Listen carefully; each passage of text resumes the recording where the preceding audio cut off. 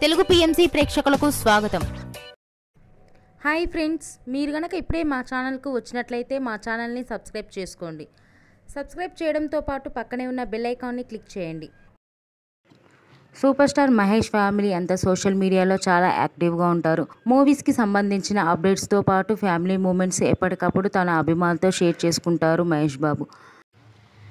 తాజాగా మహేష్ బాబు డాటర్ సితార తన latest photo స్టిల్స్ని అభిమానులతో ఆ ఫొటోస్ చూసి చాలా క్యూట్గా ఉంది అంటూ అభిమానులు కామెంట్ చేస్తున్నారు. ఆ ఫొటోస్ని మనం కూడా చూసేద్దాం.